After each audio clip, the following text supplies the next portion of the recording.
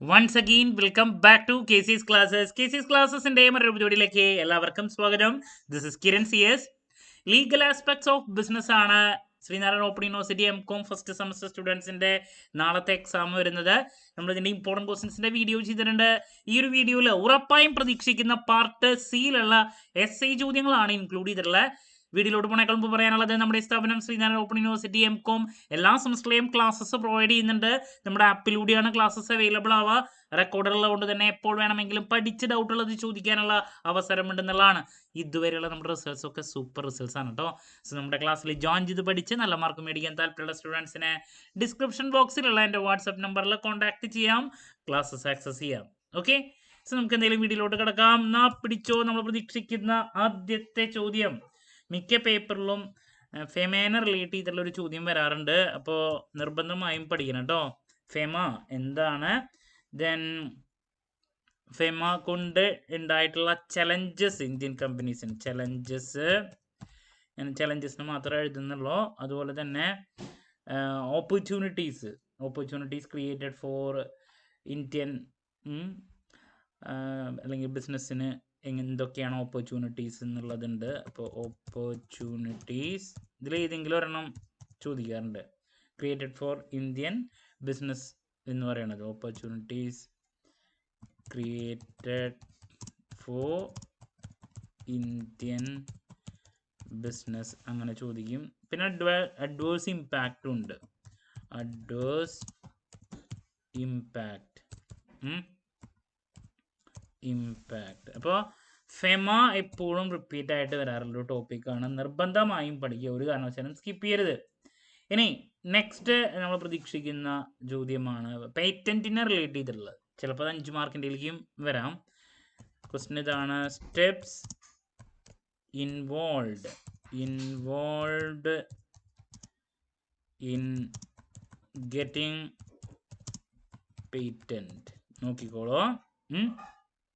അതുപോലെ തന്നെ മറ്റൊരു ക്വസ്റ്റ്യൻ ലീഗൽ എൻവയോൺമെൻ്റ് ആണ്. ഫസ്റ്റ് ബ്ലോക്കിൽ നിന്ന് ലീഗൽ എൻവയോൺമെൻറ്റ് എന്താണ്, അതിൻ്റെ ഇമ്പോർട്ടൻസ്. അതുപോലെ തന്നെ ബിസിനസ് എൻവയോൺമെൻറ്റിൻ്റെ കൺസെപ്റ്റും നോക്കി വെച്ചോളൂ കേട്ടോ. ബിസിനസ് എൻവയോൺമെൻറ്റിൻ്റെ കൺസെപ്റ്റ്, അതിൻ്റെ കോമ്പോണൻസും നോക്കിക്കോളൂ.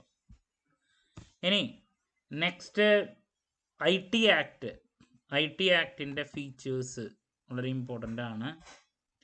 Information technology IT act 2000 and 2008 അതിൻ്റെ ഫീച്ചേഴ്സ് നോക്കിക്കോളൂ.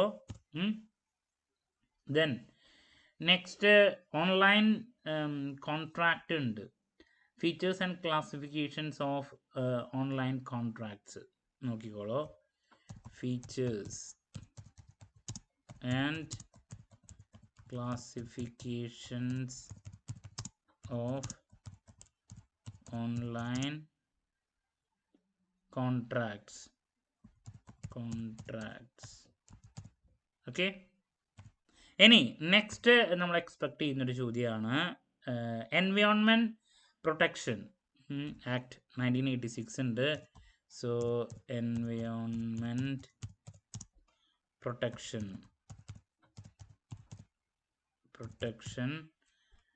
അതിൻ്റെ ഒബ്ജക്റ്റീവ്സ് നോക്കി വയ്ക്കുക. അതുപോലെ തന്നെ government policies regarding environment protection.